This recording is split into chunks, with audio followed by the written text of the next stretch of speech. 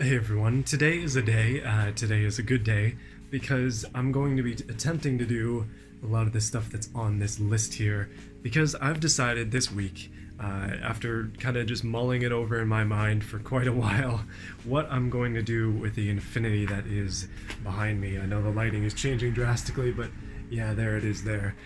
The goal for this car was to tear it down, get it out of the garage, before the snow flies, because then I want to start moving other cars around. I have a one car garage, so one car can be in here, and I want that to either be my wife's car or the Tibron. We have not decided that yet, although I know which one she would prefer. So naturally, there are a lot of things that need to be done in order for that to happen, and one of them is that I have been hesitating a lot to make this car undrivable. It is still currently drivable, although at this point it has no doors, it has no hood or fenders or body panels to speak of, so it's basically a go-kart with a much more powerful engine. And I still have not made back my money on this car, so I think it's time that we just start to tear it down, get rid of the most valuable parts, and then send the rest to the scrappers. And then that will be it for the Infiniti saga at the end of this, my goodness. I mean, I dream about doing stuff like putting this drivetrain in a kit car or something like that, but the reality is that at this point, and I know a lot of people don't like to admit this stuff, but I don't have the skills that it takes to do that kind of thing. I don't have fabrication abilities. I don't have space for that kind of stuff. I'm gonna get the bylaw after me if I have too many more dead cars in the driveway. That is the end goal. That is my dream. But this is not the best starting bed. This engine has 270,000 Ks, and it also leaks from many orifices. Don't tell that to the person who's buying it, but for your information only, it's not in the best of condition. It's not a good spot to start for doing a big project like that. If I wanted to do a big swap like that, I would probably try and buy an engine with less kilometers in better shape, and then that's what I'd start from. Like, it doesn't make sense to build off of something that's gonna cause me issues in the future. So with that in mind, it's time to not necessarily cut my losses, but time to try a little bit harder to get them back. I know I have a ton of parts behind me that still need to go, and they will go eventually, but for now, let's get the big stuff out. My wife is going to be helping me out today, and we're going to be trying our best. So let me go through the list. Excuse my poor handwriting. I know it mildly resembles a doctor. I assure you I do not have a PhD. So I want to take out the driver's seat, the carpet, the dashboard, the shifter, airbags, the front cross member. That's, well, different. But those first few things are still in the car. The dashboard is still in there, the steering wheel. This stuff is worth money. People need these things. Same thing with this seat. I'd love to get rid of that. I'd really love to get rid of the hood, but nobody wants it for whatever reason, so we'll have to work out a way to get rid of that. But the carpet still needs to come out. We have not taken out the driver's seat, so I have no idea what's under there. Could be $1 million, you never know. And all that stuff in there too needs to go. Starting at the front cross member, we have the intake battery that is supposed to say rad. It looks like it says rav, and then AC, and then next to it says S1, because my goal is to take out the AC without rupturing the system. That would be bad. And then I'm trying to snag the front pads and rotors off this car because they're not actually bad, and I'm planning on putting them on my sedan Infiniti when the time comes. So yeah, they're you're not going to be able to see it, but the rotors and pads are not bad. This is the stuff I'm talking about here. That intake needs to come off in order to get this stuff off, and obviously these intakes are worth a decent amount of money because people tend to upgrade their cars and then realize that it doesn't run right or their intake has a rip or something, and this one's relatively fine. So I want to take off this entire front cross member, all of the stuff attached to it, and then the rad is in there as well as the AC condenser, I guess it would be. The compressor is somewhere in here, which we'll eventually take off too. But yeah, lots and lots of stuff. Battery's pretty obvious. It's very, very flat right now, so that should be relatively easy. But yeah, let's get started. All right, progress being made. So I have managed to take off the intake, and you can see the throttle body right there. It's actually not that dirty. I thought it would be worse, but pretty easy. A lot more room in here to work with. A good spot for a turbo or supercharger right there. This is the intake components. There are a lot of them, and they were filthy. That was gross. Anyway, so another big thing that's happened is the seat has been removed, and let me see if I can get you a light on this, because there's some gross stuff in here. but there's so much change. I may actually make, well, that wrench was there, that's mine, but I may actually make some money back just in change here. There's gotta be like $10-15 just in loonies and toonies from what I'm seeing, just a quick rough count. But there's also like vape juice or something, which is gross. So we're gonna have to take the vacuum to this, I think, and get all this money out. And then finally, the driver's seat shall be gone. Well, much progress has been happening here.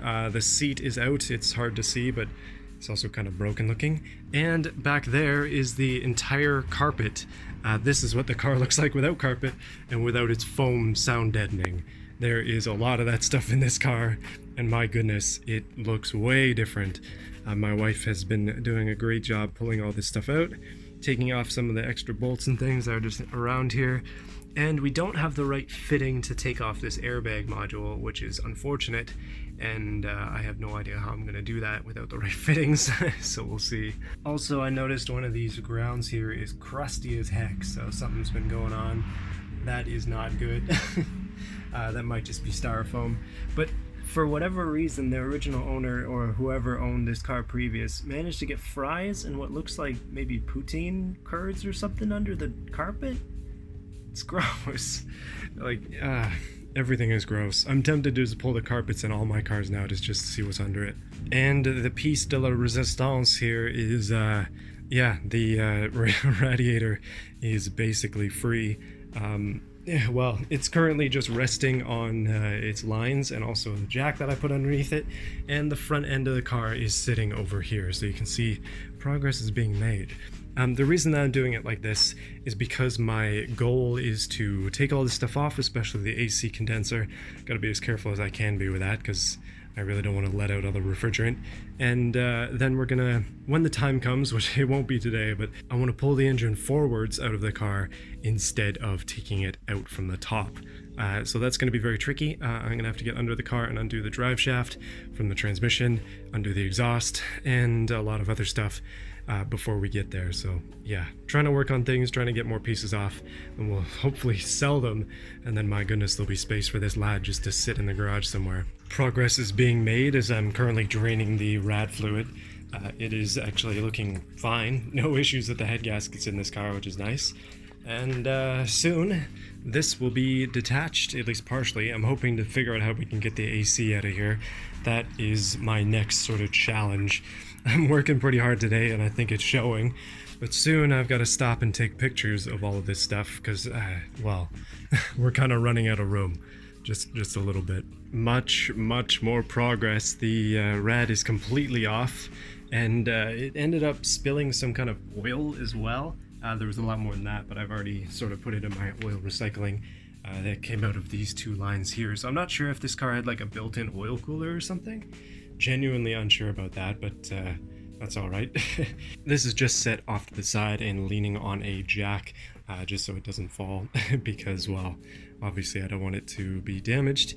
Everything in here is super sticky and gross and oil everywhere. It's just nuts. Yeah, I'm not a fan, but it's all right, and this is what I gotta do. This is what I gotta do. That pulley right there is actually from the AC. You can see that the belt is missing. That's because I took it off and it was cracked, so I just threw it out. This belt at the moment is quite loose because I had to loosen it up to get the AC belt off. But yeah, if you're looking for free power on your G35, take off the AC belt, and then look at that. You just got a couple extra horsepower, maybe, because it's not being run off the main pulley anymore. But anyway, AC delete is incoming. I have taken off those main bolts. They're sticking out now, and I'm working on the side ones, but it's a challenge, and so I think I'm going to set it aside for today. I have plenty of cleanup to do, and I really need to take some pictures of things. This rad is just hanging out here, and the whole front valence is right here as well, if that's what that thing is called. Oh man, I have got a lot of work done, but there is still a ton to do, as you can imagine. Now let me kind of describe what I'm going to do for this engine, because I need your advice. I want to make sure that I do this properly, but I don't have a lot of height in my garage, so I figured that the best way to take this off would not be to pull it out and then up, but instead just pull it out sort of straight. I know that's not necessarily possible. It's going to have to come up a little bit, But my plan is to buy an engine crane, or borrow an engine crane, or Kijiji somehow get an engine crane, and basically I need to disconnect the exhaust, disconnect all the connections to the engine, which I've already started doing, i.e. there's no more rad and all that stuff is drained. I also need to make sure that the driveline is disassembled, because obviously there's a transmission on the back of this, and that means that we're going to have to disassemble the shifter to make sure that that's detached from the transmission, and all the connections to the transmission as well, which means I'm going to be hanging out under the car quite a bit, which I don't like, but that's how it has to be. So once the drive shaft is disconnected, the exhaust is disconnected, my plan is to hoist this up just enough to get it off the engine mounts. Obviously they have to be disconnected as well, and then I'll have the car pushed back probably half out of the garage or something. We'll lift it up and we'll pull it straight out, and then I'll set it down probably on a tire or something, and then the rest of the work will go from there. But I think I need an engine crane for a number of reasons. One of them is that I need to sell this engine, and if somebody's going to buy it, I need to be able to help them load it. So that's what I was thinking. If they have a pickup truck or something, I can wheel it out there, lift it up, throw a tire in their truck, and then drop it on top of their bed or whatever, if it's not a new truck where the beds are so high that you can't even reach them. But that's how it has to be. Anyways, I'm pretty excited. I'm pretty happy with the way that things have gone so far today. Getting the carpet out was a major revelation. Having a ton of money from that is kind of funny as well. Just look at all that change. I'm not even going to bother to count it yet. We will count it at the end, but yeah, that's in addition to the other change I found. So let's cross some stuff off the list. First one up is driver's seat. That's a no. Carpet, we got it. Dashboard, nope, nope, nope. Front cross member, that's what I'm calling that thing, it's gone. The intake is out, the battery is out, the rad is out, AC we still need to do, and the front pads and rotors, that'll come later on because I think I still need the wheels. But yeah, goodness. And with that, this disassembled car and I bid you farewell. I'll see you again on the next video. Be sure to stick around because I'm sure that there will be more progress next time. And if you happen to know the exact fitting I need to get that out, please let me know. I would like to remove it and hopefully sell it. I'm sure that somebody could use that, unless it's keyed specifically to this car, in which case, rip. But yeah, gotta get cleaning, gotta put all this stuff away, and then, yeah, it's been raining, so everything is wet and moist and it's just hot. I'm dying a little bit. Alright, see you again next time.